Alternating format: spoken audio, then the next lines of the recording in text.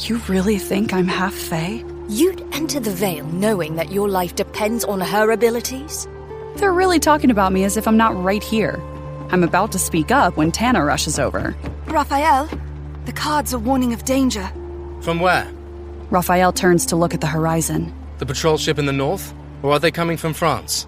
Tana shakes her head. From below.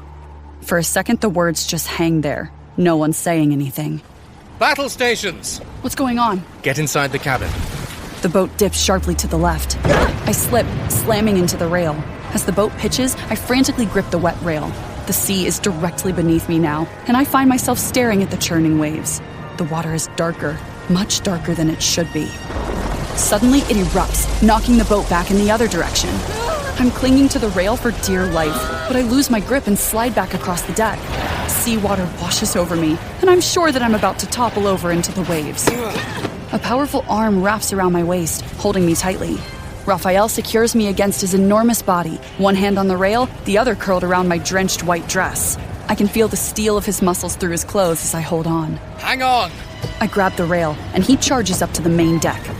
My stomach flips as I follow Raphael with my eyes. An enormous serpentine coil rises above our boat. Thick as a ship, it's covered in metallic scales that gleam silver in the moonlight. Rising high above us, it blocks out the sky.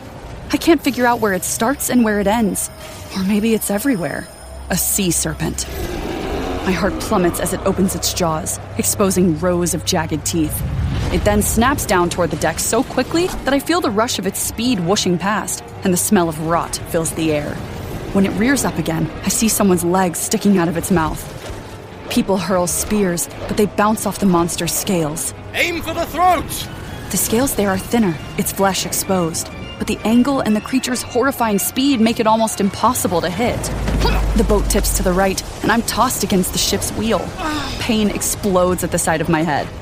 I scramble to my feet and turn to follow some of the fugitives, who are trying to get to the relative safety of the cabin. And then I notice something from the corner of my eye. Malo, huddled by the railing, up on the main deck.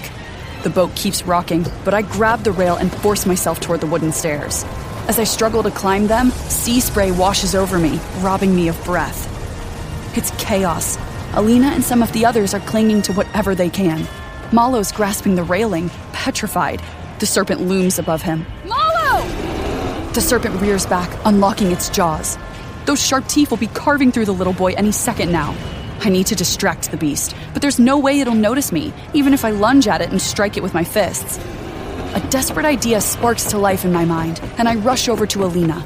I grip one of the thick wires for steadiness, and with a sharp tug, rip the crystal pendant off her neck. The shimmering jewel she told me makes noise and light when shattered.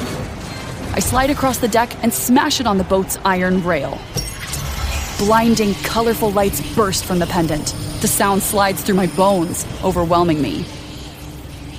As the lights fade, the world dims to a haze, and there is a ringing in my ears. I hang on tightly, and a wave crashes overboard, drenching me again. When I look up, I see that it worked. I distracted the serpent from Malo. Unfortunately, it's now staring in my direction, its eyes searing through me. As it lunges for me, Raphael knocks me to the deck. We roll out of the way as the serpent strikes, the snapping jaws inches from us. Raphael scrambles to grab a discarded spear, and just as the beast starts to raise its head, he thrusts the spear into its thinly protected throat. It rears back, the spear jutting from its neck. The monster looms like a tidal wave, and I wonder if it's going to crash down on the boat. Then it disappears beneath the water, leaving a dark stain of blood shimmering under the starlight. I stare at the rippling waves. Did you kill it? Raphael grips the rail. Seawater slides down his golden skin and drips from his dark hair. Not quite. The serpent shoots from the water, mouth gaping. From behind, a harpoon soars through the air. It sinks into the creature's eye, turning it into a red crater. The serpent keens in torment, then slides into the waves. I whirl to see Vivian bracing an enormous harpoon gun against her shoulder. As she scans the water, tension coils around us. All of us wait, half expecting the beast to surface again. But now, the waters have calmed.